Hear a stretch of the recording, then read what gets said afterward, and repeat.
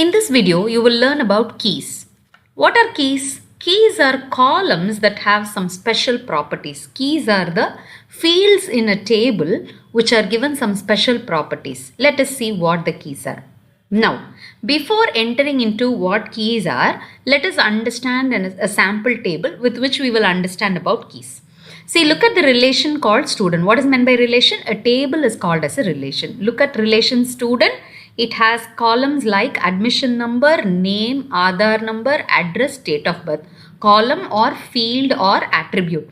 So there are 5 attributes: admission number, name, Aadhaar number, address, date of birth. There is another relation called fees where we have 5 attributes called bill number, admission number, date of payment, amount and UTR number. That is the online transaction number. Okay. Now we'll see how these keys help us in this relations. For the first one, a candidate key. A candidate key is a column in a relation or a table. One or more attributes can be in a relation or table that takes distinct values. What do you mean by distinct values?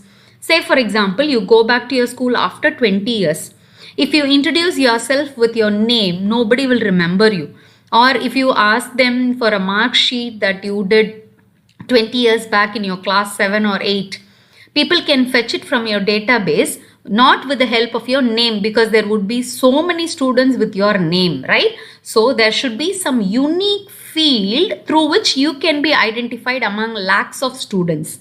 Suppose you go to the CBSE office and ask them for a mark certificate which you have lost. If you tell them simply that with your name, people will be finding it very hard. In that case, you will tell your register number. Why? Because it will be unique for you. Nobody else will have that value, right? Same way, Aadhaar number. Aadhaar number is unique for every person in our country. Nobody will have duplicate Aadhaar numbers, right? Everybody will have a separate unique number. So, these unique fields, these values, attributes which have unique values are called as candidate keys. So a relation or a table can have one or more attributes that takes distinct values. Distinct means without any repetition. Any of these attributes can be used to uniquely identify the tuple. So if you want to identify a record, you fetch the record with the help of your admission number. So you go to your school and tell your admission number, they will take your tuple, that is your record, and give it to you with the help of that unique value. So such keys, how many keys? Okay, look at this relation. Admission number is a candidate key. Aadhaar number is also a candidate key. Why? Because both have distinct values, that is unique values.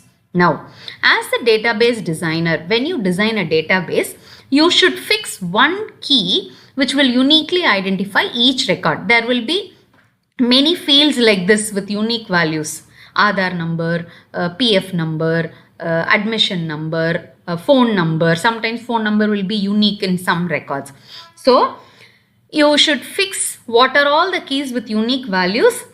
All such keys are called as candidate keys. Now, from those candidate keys, among all these candidate keys, you must use one particular key, that is the field as primary key.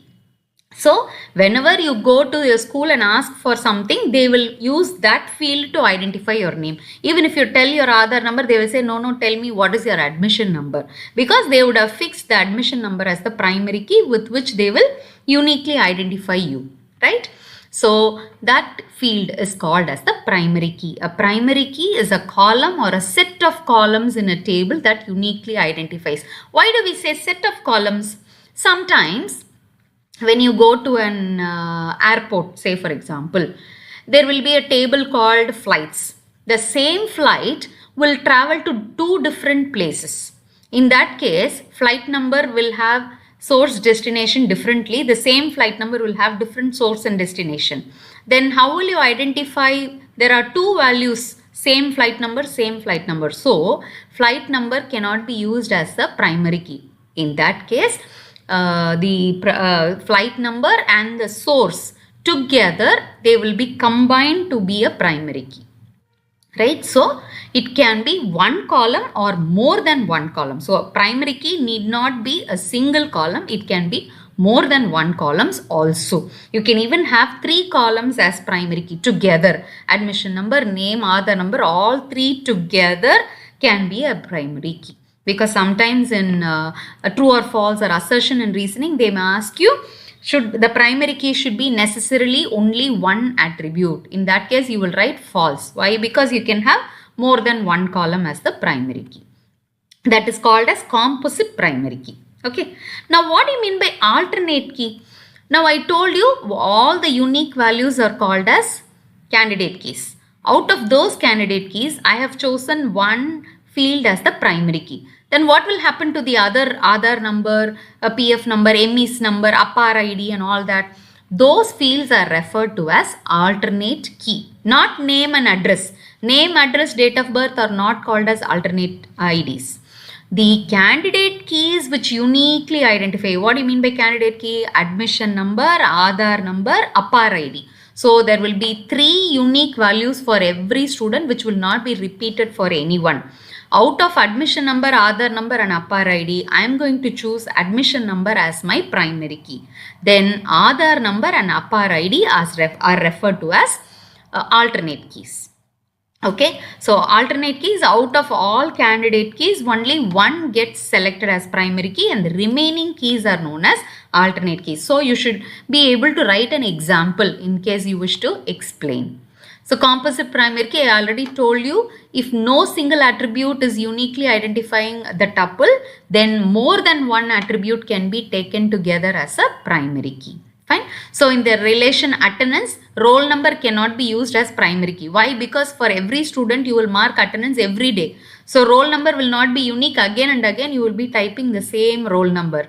In that case, roll number plus date can be added to become the primary key.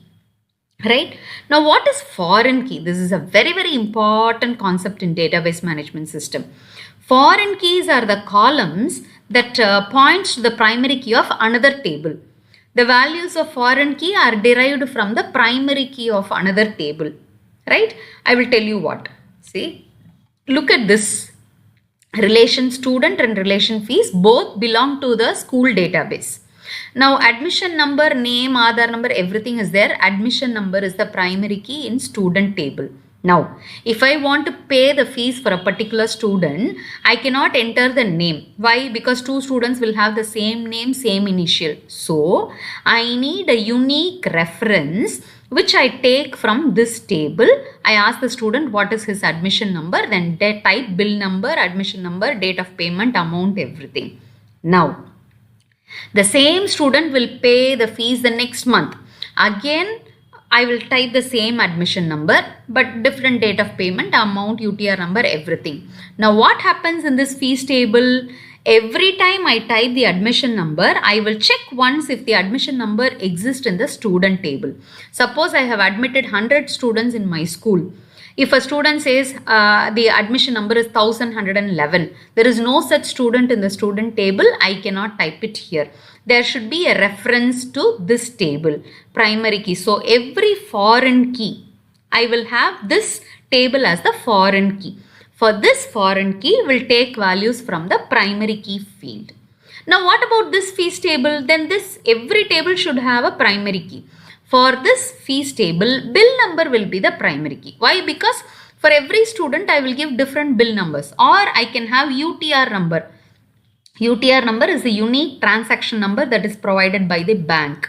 So that can also be had as the primary key. So for relation student, admission number is the primary key. For relation fees, UTR number can be the primary key.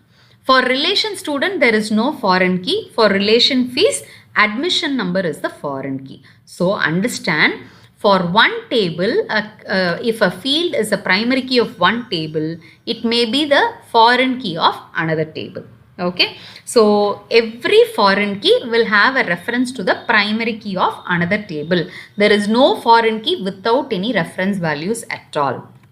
Okay, so this property is called as referential integrity. What do you mean by referential integrity? Referential integrity is a set of rules that ensures that relationship between records are maintained. For example, I have typed 100 student records. Few of the students have paid fees also.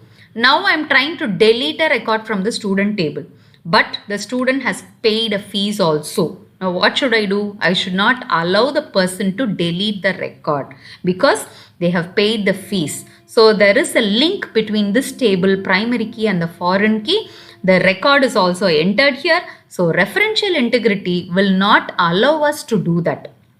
Referential integrity will maintain the integrity of records. You simply cannot edit or delete. For example, I have given a particular admission number for a student. 501 is the admission number of a student. Admission number 501 has paid some amount, everything. Now, I try to go and change the admission as 504. Is it right? Because we have admitted the student has paid fees.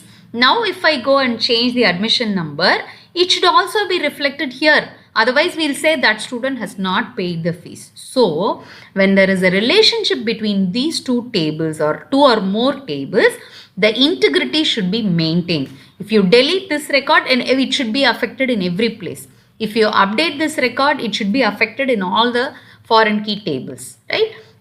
So, referential integrity ensures the relationship between the records so that we cannot accidentally delete or change data. So when you enforce, there is an option to enforce. So if you select that option, you cannot enter a value in the foreign key. You type a student number that does not exist and pay a fees, it will not accept. Same way, a record in a primary key cannot be edited or deleted if it has related records in the fees table. All these things are very, very important properties of referential integrity. This will be very helpful for you in future. This is a very, very important concept in database management system. Hope you understood all these concepts about keys. Thank you.